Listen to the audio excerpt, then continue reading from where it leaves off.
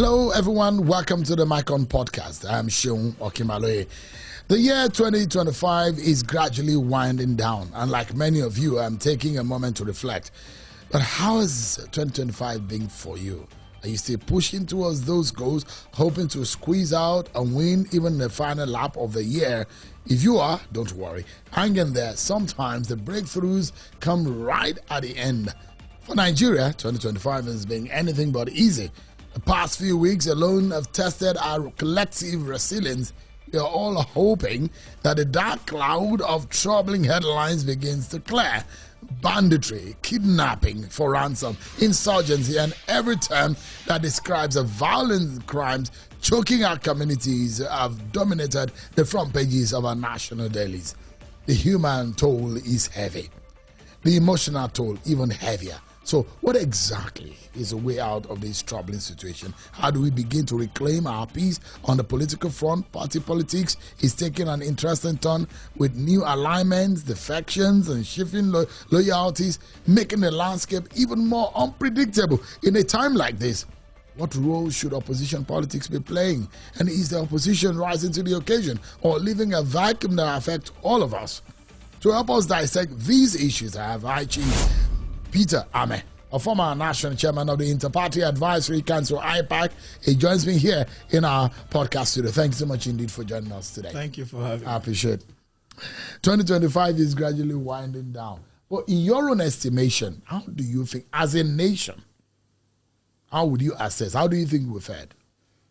We've not fared very well. We've fared really bad. And the condition that we're currently facing is as a result of the inability of those who took power, to properly manage the affairs of the country. If you look at what has happened is that there's no good communication from the presidency. Presidency, was more interested in spending most of his time outside of this country. The only reason why the president remained behind today was because they felt Donald Trump was breathing through their breathing on their head, and that's why they were, really very shaky and unstable. Then you saw some level of movement in attempting to address some of the challenges that have plagued this government since the resumption of office.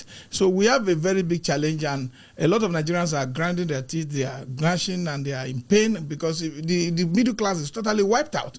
There's nothing showing that the economic activities of this country is progressing.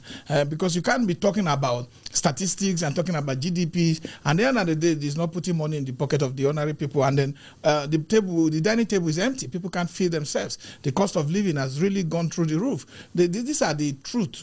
Whether they want to confront it or not, they know these are the truth. But because the people in the presidency and those in government are actually insulated from some of this problem, and we have a kind of government that does not, like I said, doesn't relate to the people, don't go out to see what is happening. It's from the presidency maybe to the National Assembly, from the National Assembly to France, to England, and back to the presidency or to his house in Baudelaire. So we have a situation where there's a disconnect between the governed and those who are, the citizens that are, that are supposed to, bear the brunt of the policies of ST policies, unplanned policies that are actually, driving our people into poverty. But if you look at things, what has happened, and you alluded to the fact that we are seeing movements, maybe based on what Donald Trump has said, and you're saying that this government seems to have woken up. They're not working. When you do something based on eye service, it's not that you're working. What they are doing is to try to stop Donald Trump from carrying out some of his threats and some of his warning against the plan action they intend to take. So whatever they are doing now under this Tinubu government is to please Trump. It's to please Trump. It's cosmetic in the nature that all they want is to be able to. How much have they spent? Is Tinubu afraid of Trump? Of course, even most of his party men have said it. Even Akpabio said that Trump is watching over them and Trump is, stressing them. So the fact remains. Why would Tinubu be afraid of Trump? Because we have not built our system in a way that will be self-sustaining. We're a sovereign state. We're a sovereign state in one ground where the bandits have taken control of Zamfara, of Katsina, have taken control of major cities of this country. They're collecting levies and taxes. What is sovereign about that? I've read about sovereignty. I know about territorial protection of our territorial integrity. Which one are they protecting? As we're talking today, 300 and something children from the Catholic school in Nigeria are still in captivity. And we negotiated with Bandit to be able to release the one that was taken in Kebbi. No, so the government said there was negotiation, because as soon as they said they called the people, they discussed with them. So there was negotiation. And you don't know what in negotiation, something happened. In fact, I believe that something exchange hands, and they are further enriching and expanding the Bandit. But you don't have evidence to prove No, that. it's my belief and it's my personal opinion. But the government I'm said entitled to this there was opinion no kobo that was in Section exchanged. 40. Yeah, the government said there's no kobo that was exchanged. How much has the government come out clean to tell us what kind of communication happened between them and the bandits?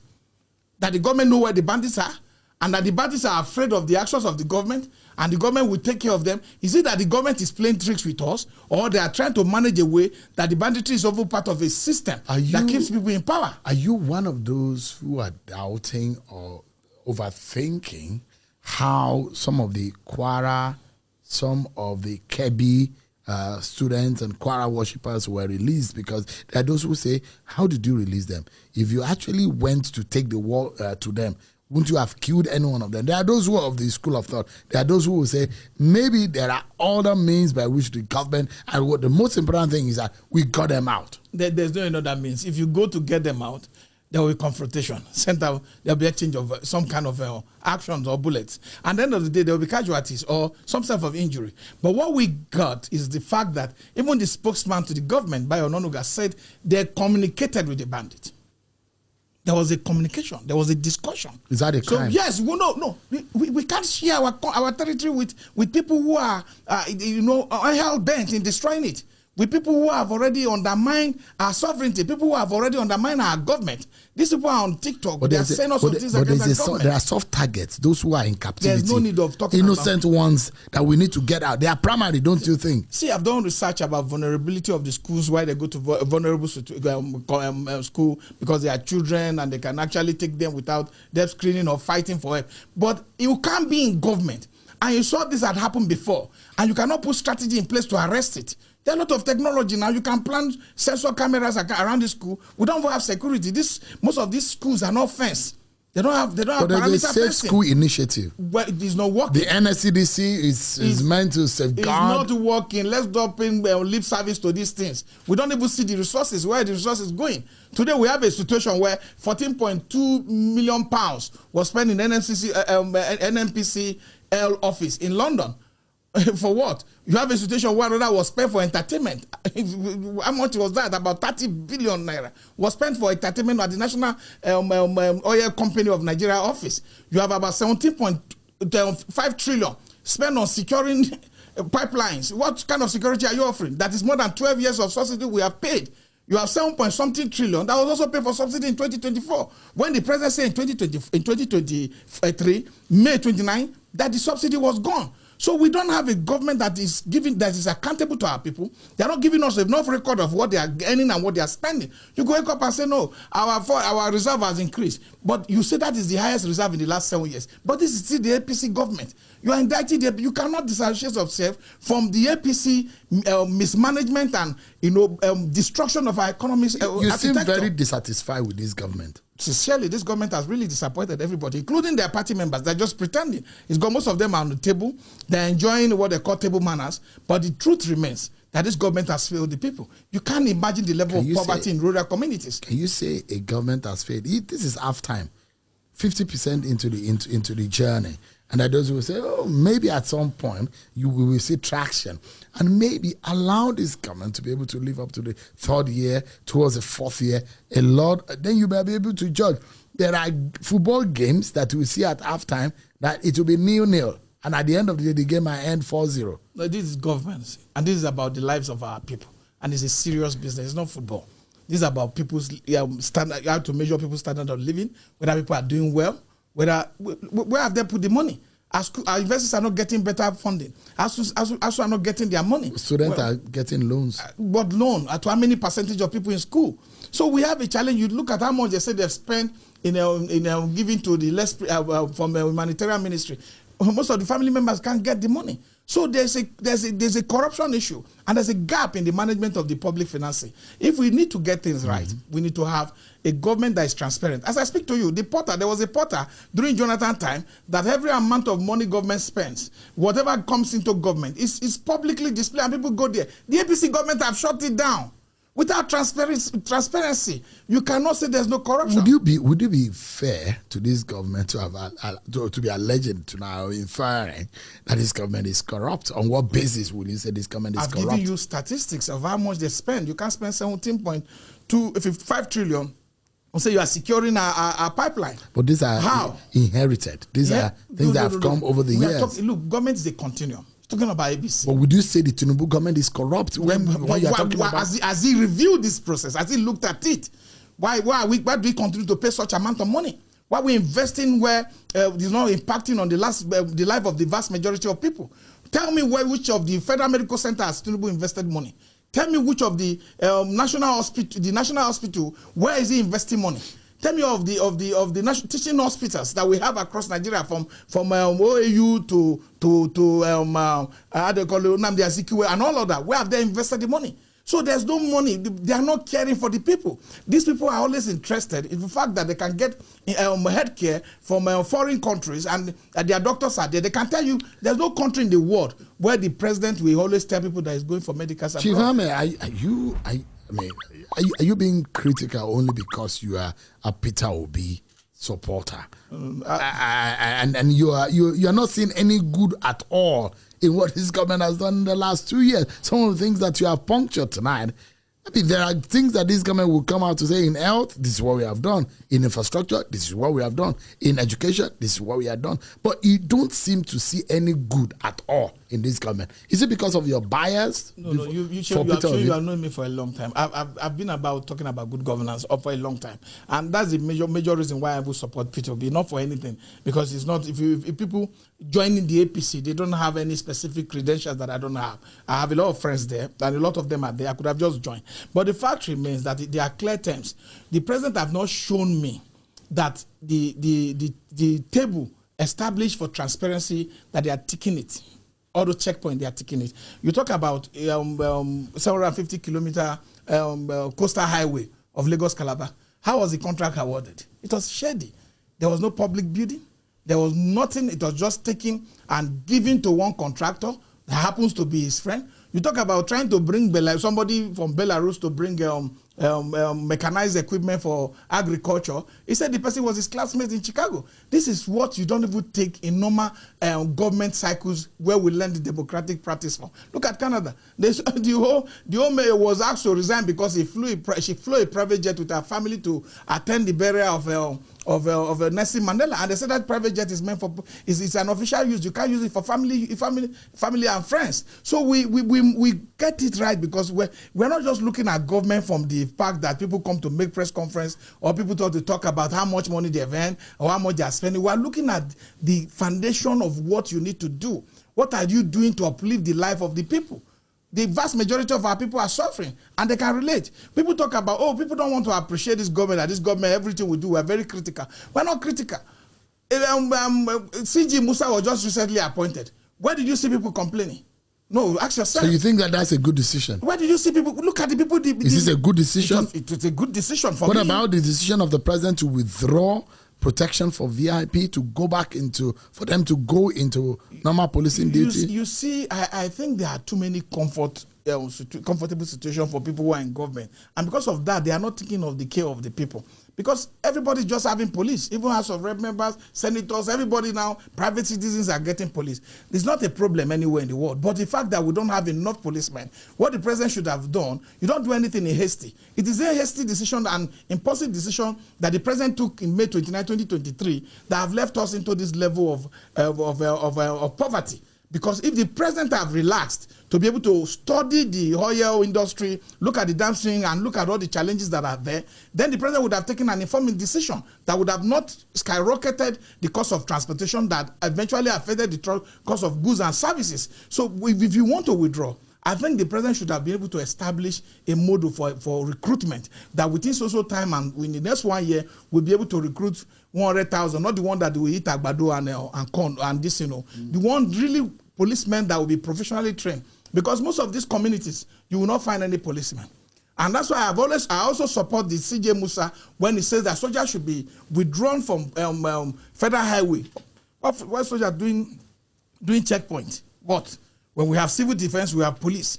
And you can't destroy institution, because people must understand that keeping the Inspector General of Police beyond his time is also affecting the junior officers' morale. Because there are people, you look at the level, how growth happens in public service. When a person takes off his time, serves 35 years in service, or attain a certain age and leaves, the next person will come in. But if you do government of patronizing government, where you patronize friends and family, because you know the current IG, you felt it should be there, that's where you can have trust. You must have trust in the constitution of this country. You must have trust in the foundation of the laws that establish these institutions and this framework that kept them in place to work and respect the constitution of our country. So the president is not playing this management of our public engagement very well. He should be able to allow people who time have come to go, so that you can build public trust and also build morale within the forces. So from there you can have a process where people can really defend. So you do not think President Tinubu has done the right thing, or is at the driver's seat in terms of decision making over security situation in this country? No, he hasn't. The only decision he took is because of Trump. He hasn't taken any decision all this while. He didn't even care. I didn't even see him doing anything. It was because of Trump, and one, it was because for his own safety. And it's selfish, because we had a rumor that there was a coup in this country, and suddenly we saw that the service chief was changed, and that is personal. Because I do not see those level of enthusiasm on his own part to say, look, let me go here, let me go here. How many places has he visited? How many places has he been able to comfort people? Look at what happened at Capitol Hill the last time, at the presidential American White House, where 2 personnel were shot. What happened? The president addressed the nation. The National Security Advisor addressed the nation. Everybody was addressing the nation, including the mayor of Washington. But we are having people, getting kidnapped. People are shot and killed in the church at Kwara, and you never seen the president to come out and speak with the people, because it's about compassion. You must be able to relate and sympathetic to the well-being of our people, because people are missing it. The primary purpose why government was created is not for government to build school. Here you could build school. This is, you captured it in section in fundamental principle of state policy, but it is not, that will come up. But the primary purpose is the security of life and property. Because it is when property and life are secure that people flourish. Because if you have a property and you can't live there, you can't flourish. Right. If you have a community, you can't travel there, the community won't flourish. So government has failed in making sure this fundamental objective, primary objective of government, to secure the lives and property of our people, is in safe hands. You recently referred to the security situation in the north central region of the country as a massacre. Does this mean that you agree with former U.S. President, the U.S. President Donald Trump's characterization of the situation as Christian genocide? For me, I think there's a lot of killing. And I think the killing is one-sided, to be sincere with you. We've not seen, I've not seen, any evidence where, Christians are leading a crusade, to kill anybody. And I think that the level of genocide that is happening, it's the responsibility of government to stop it. It is not in me to give it a narrative or to give it a definition. So you're saying there's Christian genocide? There's a genocide in this country. Is there a Christian genocide? It could be ethnic, it could be it could be regional, and it could be a Christian one. It could be take any form. What do you think is going on? What I feel is that there's a massacre in this country, and it's a genocide against the minority and the Christian population of the Middle Belt. There's no doubt. We can't color it, because you can't come to a community in Yawata and wipe out 200 and some people overnight, and you tell me that we should not say that there's something going on. You can't go to Biron, go to Rion, go to Bokos, and people are dying. No, we shouldn't continue like that. Yes, there are people dying on the both 2 sides of the divide, but leaders in the north must wake up, and they must be sincere to themselves. Because people who started this problem were doing it based on their political selfish interest, by creating a system that eventually, has gone beyond the reach and control of their own people. And the only way we can stop it, there was a time in this country I didn't believe that the Nigerian can strip, put a bomb on himself and explode. I didn't believe it. I was sitting with all my friends who were generals today, but they were, junior officers at the time. We were talking about, I said, no, it can't happen in Nigeria, until I lost a relative. So it is a very bad situation that is going on. And the only way we can save it now is that Nigeria has become a very lucrative center for banditry, for those who want to make money. We have one of the most porous border crossing in the world. You are from Niger to Cameroon and the Chad border. People are just crossing. I mean, so it comes to the point that some of your friends are in Washington, D.C., and they are the ones pushing the Trump administration that there is Christian genocide and that this government is killing Christians. I've never had a friend per se that I would say is in the US. When I say your friends, those of, I mean, there are information as to the fact there that could be those whom you country. have political association and affiliation with are in Washington, D.C., and they are the ones pushing this narrative against Nigeria. There's nothing like that. The people pushing this narrative are people who are in government today. It is Bola Ahmed Tinubu. It is the APC, them Shehu Sani, all of them, who were posting on Twitter, including Ron Omokri, who were writing on Twitter, who were speaking to the US government that there's Christian genocide in this country. Go and look at it, the records are there. They can delete it. The Nigerian public knows the truth. They were the one pushing it. But today, this document have come to the forefront of discussion. And the American government is treating their proposal and their petition to the government. So they cannot deny it. And I cannot say that I have any person. If I have a person in the United States that they pushing it, I will be here and I will admit it. There's nothing to run about and there's nothing to hide. But the fact that I have nobody in the United States today that I see pushing, apart from the information that I've seen during the Jonathan regime, Jonathan administration, where Bola Ahmed Tinubu categorically made statement that there's Christian genocide, when I've seen some from Shehu Sani, when I've seen from Reno Mokre and others, they've made this statement more than several times, and they've also communicated this statement to the United States. So for the challenge we have is that people are not willing, people are not consistent in their principles and in their public statement. They will say one thing tomorrow and change tomorrow. You can never find that with me. Whatever I said last year, 10 years ago, even on your show or wherever you have interviewed me, I've stood by them.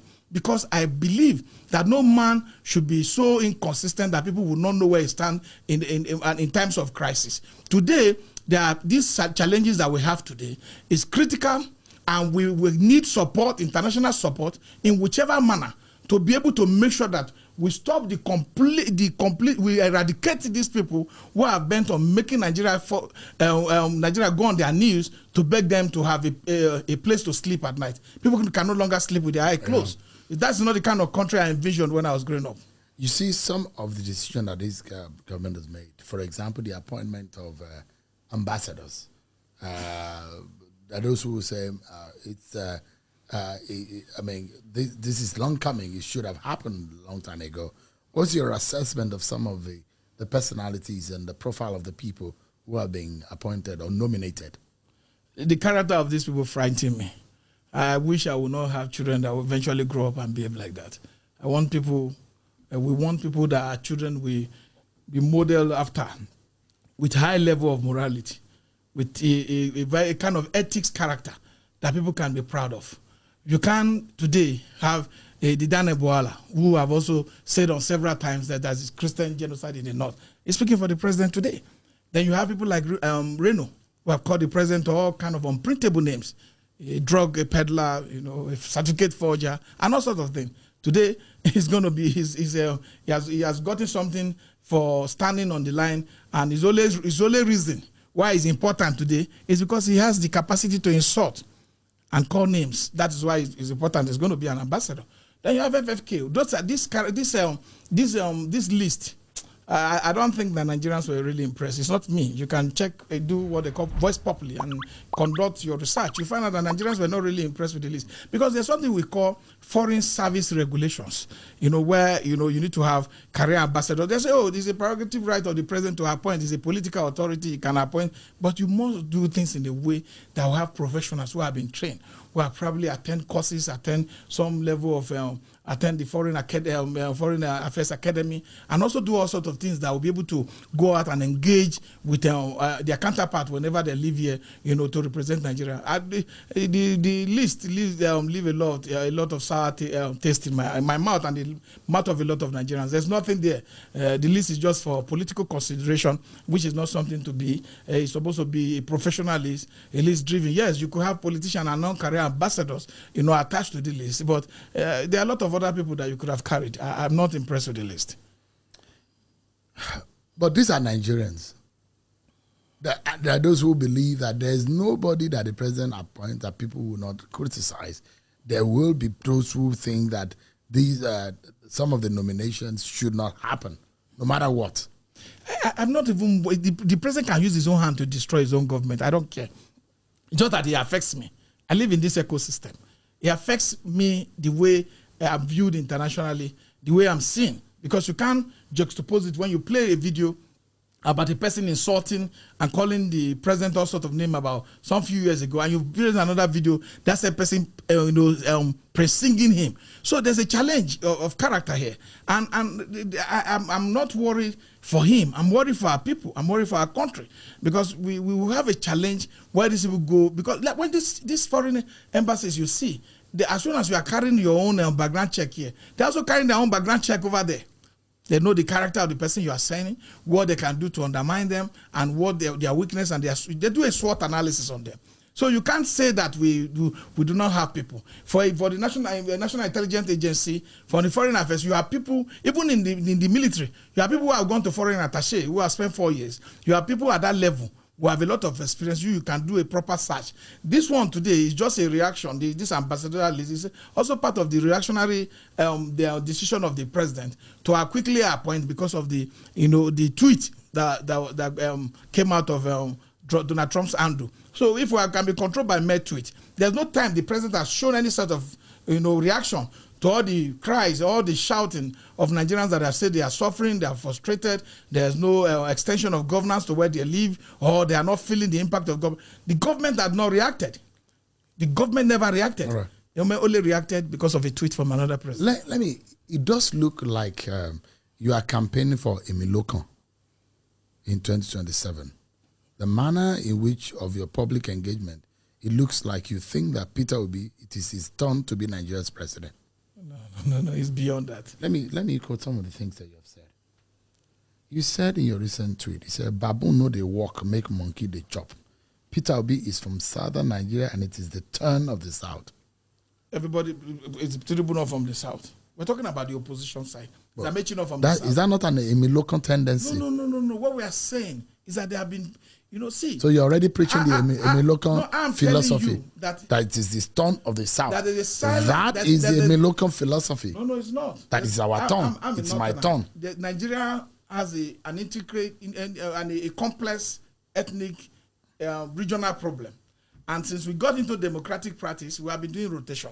You go to the south. In 2011, you saw how people revolted against Jonathan, that it was not the turn of the south. So what we are doing, if we are going to abolish that, we can all come out and abolish it. I'm a man that sticks to principles, and I seek to an agreement. If we want to abolish it, we say there's no southern in northern dichotomy when it comes to presidential election. Let everybody. So you are saying that in 2027 it has to be a southern candidate for 2027 for the opposition. It's better because it's not just for a southern candidate. Yeah. They need to have a candidate that has the capacity, the appeal, the public understanding, and the public acceptance to be able to deliver the vote to the opposition. We couldn't just be going to election just because we want to go to election. We need to have that candidate that comes on board and give the opposition traction. And that's why I feel that it's Peter Obi. When I said baboon know the monkey know the woman, baboon the chop, is the reason, is the problem is that you can't want to benefit from a support base of a candidate and want that candidate not to have the opportunity to generate. What political party is Peter Obi right now? Peter Obi is the Labour Party. At the moment, there's no lie about that. It's not in ADC. It's the Labour Party man. There's an agreement, and he said that when the time is ready, he's going to announce when he will join the ADC. There was that agreement. I was in that meeting. Yeah, so it's not something that was done in. So for you, it is either Peter Obi or nothing. No, I won't change my mind. There's nothing. Even if he doesn't get the ticket of any political party. I'm not pursuing anything again. I'm so happy because all I want to do is to leave a lasting legacy for my children to know that I stand on what I believe in, and my principles have not shifted over the years that I've been in politics. And that's the essence, because there could be, and there should be morality in politics, because we are trying to destroy this fabric of political engagement for the young generation, thinking that it is a quick game where you just come, you benefit, and you go. How many people were ministers during Jonathan? Who remembers them? But Chivame, are you worried that Peter Obi might not be able to replicate the numbers that he garnered in the 2023 election if he is on the ballot in 2027? We are not just running election and just making speculation out of the blues. We also carry out that, we also collect data. We do a lot of engagement. I just came back from a journey, I told you. So these are the things we do behind closed door. and we know what is there. And we know that the only person that this government does not want to be on the ballot is Peter Obi. They are doing everything. So Peter Obi can defeat Bola Tinubu. Go and count how many times Bayo Ononuga has posted about Peter Obi on his Twitter page. What does that mean? He's worried. He's worried about Peter Obi. They are worried.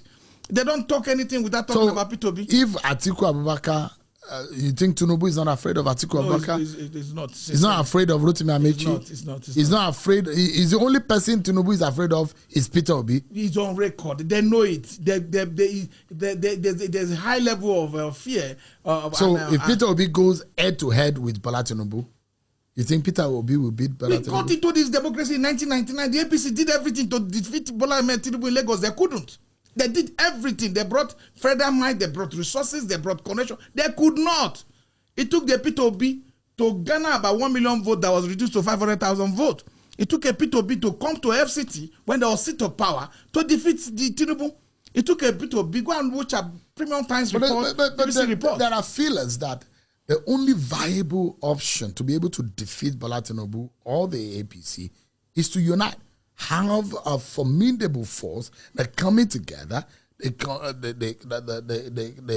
coming together of the opposition forces to come together to battle against Bola Tinubu. If not, there's no way. That those who are of that opinion. I speak for myself, and Peter Obi himself knows, even as much as we have argued about these things, and he knows my opinion, and I've never been shy of saying my opinion. I don't think that is the situation. I think that we must have a proper opposition meeting where it's properly organized and towards having a candidate that is acceptable by the people. We can't just decide on our own that we are going to force something through the throat of those who are going to vote for us, because Bola Tinubu, whether you like it or you don't want to believe it, is in power. So you can't come and bring somebody that will not be able to excite the young population, that will not be able to excite the electorate to go to the polls and vote. Does Peter Obi excite the younger population? People are injured. I saw in Lagos where a lady got her eye, almost removed, and she went back after treatment to go and vote. You think that will be replicated in 2027? It will go more than that. People are disappointed, no doubt. I saw a lot of people disappointed because they saw the vote being stolen, they saw the mandate disappeared, they saw a lot of things happen, they saw the glitches that are unexplained in today. APC has garnered more states. It has never been like that. In 2019, when Peter contested, as a vice president candidate, he defeated everybody in the Southeast. He got the vote. But when they tried it with Okowa in 2023, with APC, with the PDP, they couldn't get the Southeast. They couldn't get the South side. Don't forget, in 2023 election, Okowa was the vice president candidate of the PDP in the Delta. Peter scored over 80% of the vote in Delta. It is not, elections have changed, the dynamics have changed, the system have changed. Before we used to talk, I've been in police, you know me. We used to sit in a room and say that, oh, you have a councillor here, you will bring 4 votes. You have a governor here, you will bring this vote. It's not like that again. We have more young people who are more enlightened. What we had before were older people who believe in the same procedure, the same style of playing game, and they do a bad wagon effect. But there are young people today that will not put their vote except they are convinced. There are young people today. But this feeling that if Atiku and Peter Obi join forces, they will be able to defeat anyone. We have been joining forces. We are joining forces right now. That is the essence of the coalition. So if Peter Obi becomes the vice presidential candidate for Atiku Abubakar in 2027, you don't think that will solve the problem? I don't believe so. A lot of people believe that, and I'm not excited about it.